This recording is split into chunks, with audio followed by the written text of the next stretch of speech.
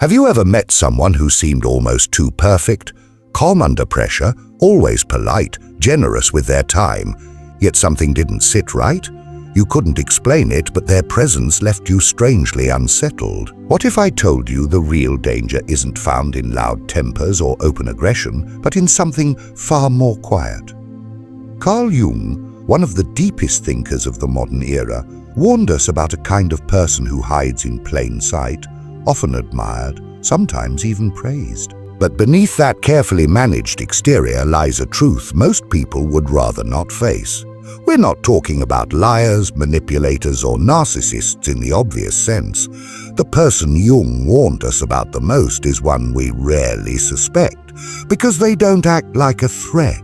They are calm, measured, thoughtful. In this video, we'll dive into Jung's profound insight about human nature and uncover the hidden trait that marks the truly dangerous among us. By the end, you may start to see others, and maybe even yourself, in a completely new light. And if this resonates with you, don't forget to subscribe to the Mental Dose channel and join our Telegram community. We're building something real, a space to explore the human psyche beyond surface-level advice. Let's begin. Jung believed that each of us wears a kind of psychological mask. He called it the persona, the face we present to the world. It's how we function in society, how we gain approval, how we stay safe in the eyes of others. But behind that mask lies something far more complex, a deeper layer Jung called the unconscious. And within it lives the shadow. The shadow is not evil. It's not monstrous, it's simply honest. It contains everything we've pushed away in order to fit in. Our raw emotions, our forbidden desires, our pain, our hunger for control, for love, for truth. As children, we learn what parts of us are acceptable and what parts are not. We're praised for being obedient, polite, humble. We're quietly punished for being angry, bold, curious, or different. So we begin hiding those parts. But here's the twist. What we hide doesn't vanish. It waits. Buried in the shadow are not just our so-called flaws, but also our power, our instincts, our strength, our voice. When we ignore these pieces of ourselves, they don't sit still.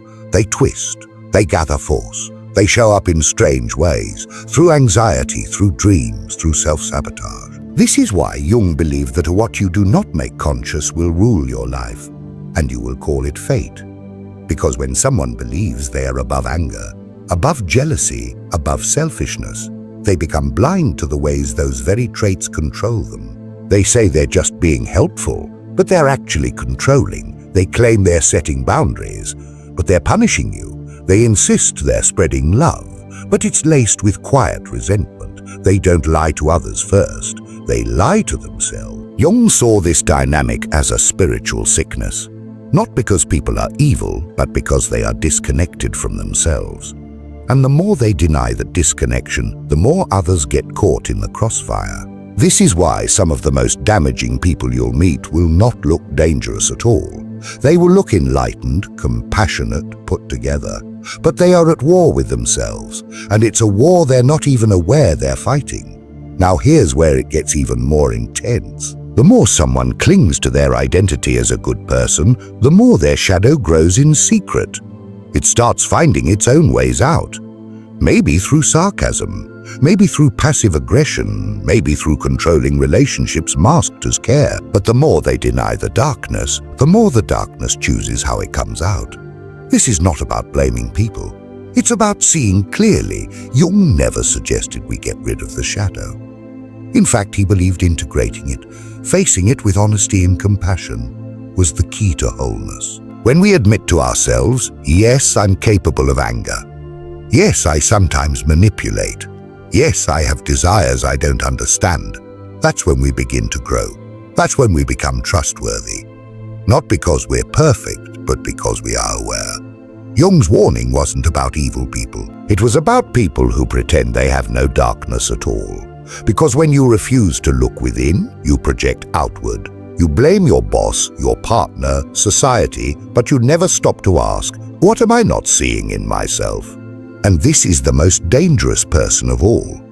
The one who refuses to self-reflect. The one who insists they are always right.